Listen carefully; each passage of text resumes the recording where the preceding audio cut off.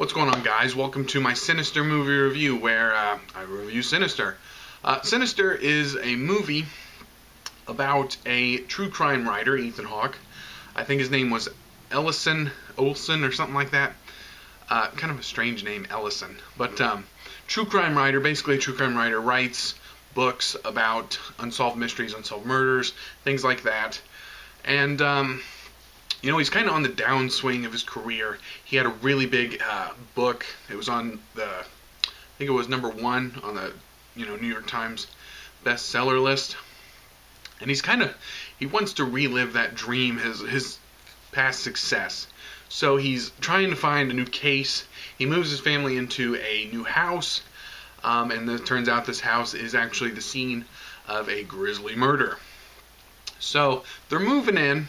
And I'm going to try and keep this spoiler-free. I'm going to stop at some point, so there's still incentive to watch the movie.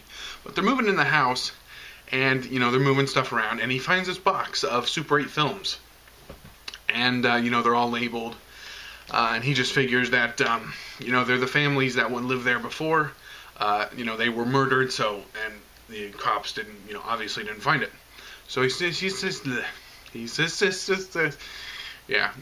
sits down and starts watching them, and it turns out that they're actually the films of the murder, multiple murders.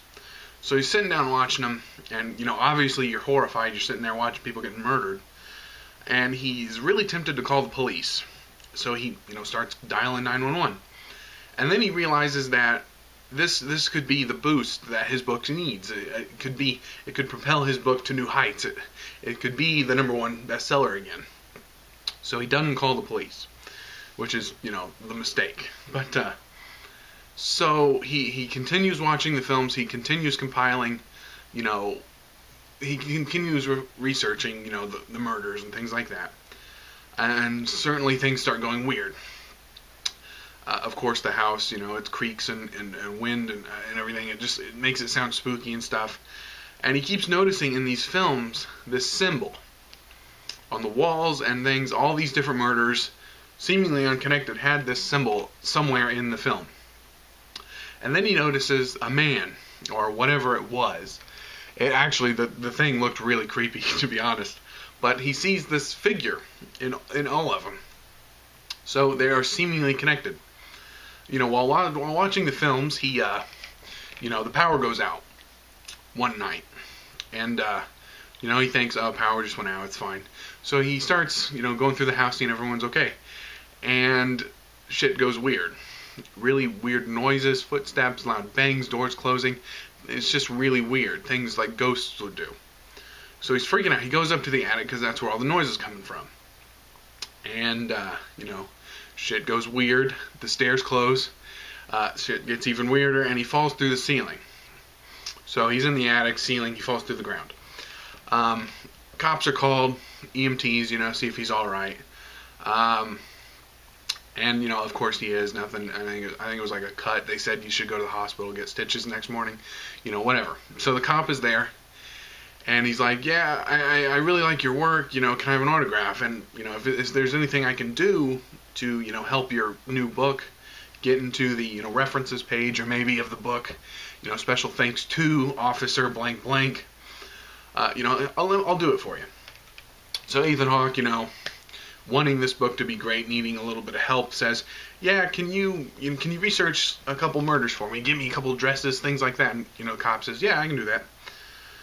So a couple nights go by, he keeps watching the films, keeps compiling more evidence, keeps seeing this guy, the weird looking guy, and the officer calls back and says, yeah, I got the address for you, and I'm seeing a connection here. There's a lot of weird things going on, and maybe we can work together. So Ethan Hawke obviously needs the help he can get. So he's really stressed out. The kids are his son is having night terrors. Night terrors. It just sounds retarded. Night terrors. It's whatever. But he's really stressed out. He's drinking more, and the whole book has him stressed out. So I watched it last night, and things are getting a little fuzzy. So he keeps watching the films. Him and the officer are working together, and